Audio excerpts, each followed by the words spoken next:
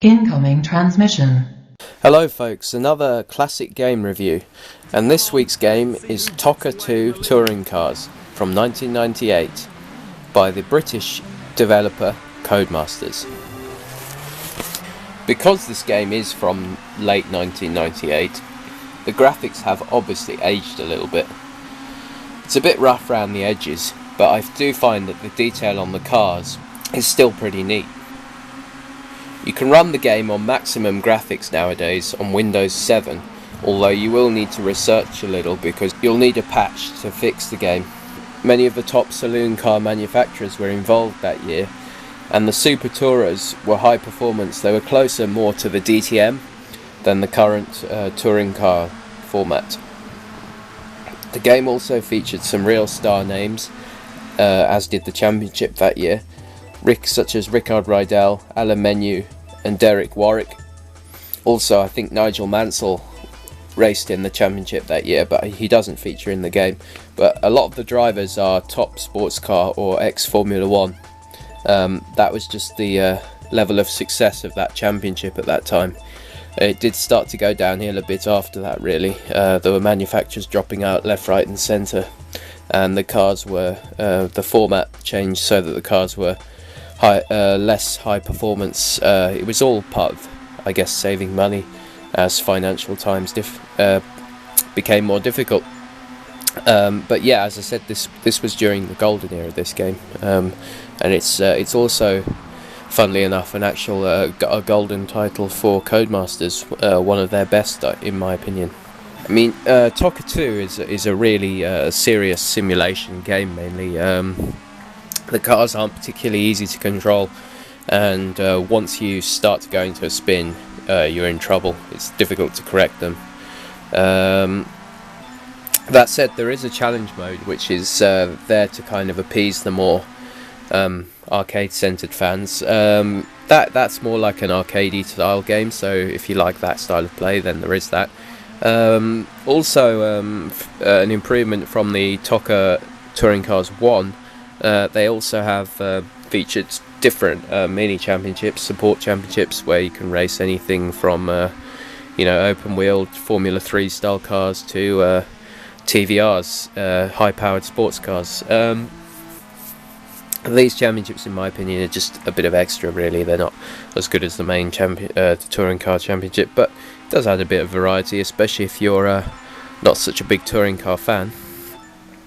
Now, the main mode of the game, which is the best way to play it in my opinion, is the championship / campaign mode. I mean, it's like the campaign of the game.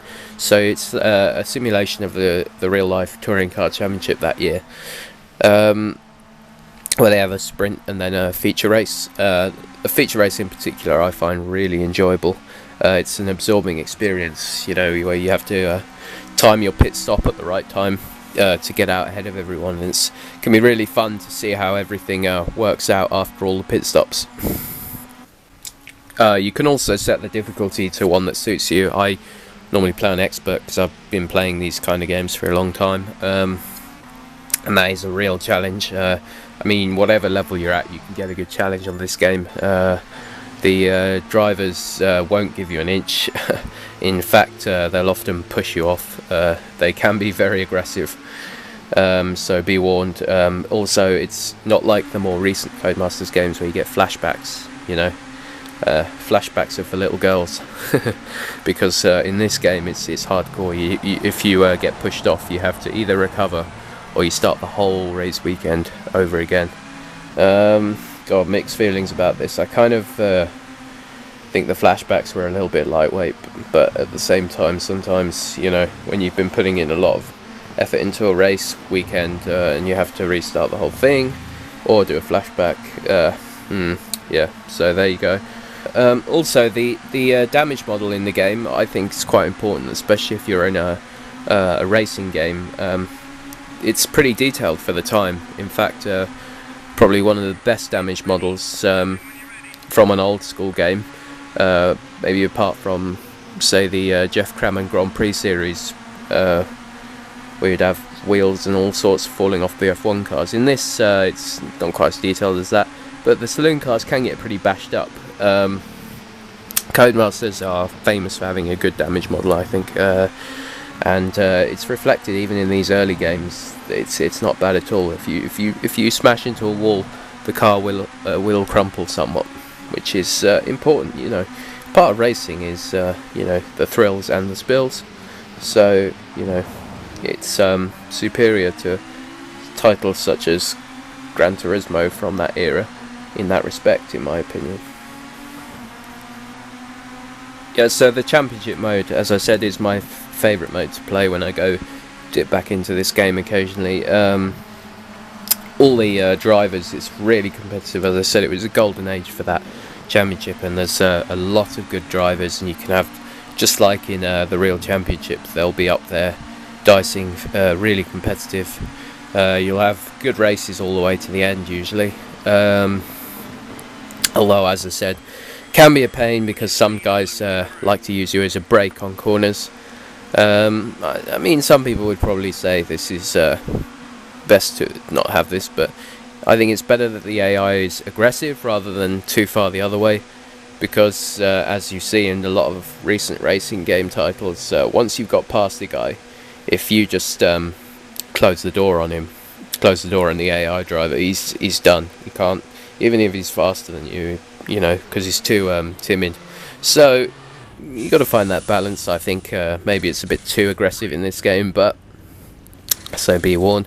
But you know, at least once you got past the driver, he's not just going to sit there and ask your permission to overtake.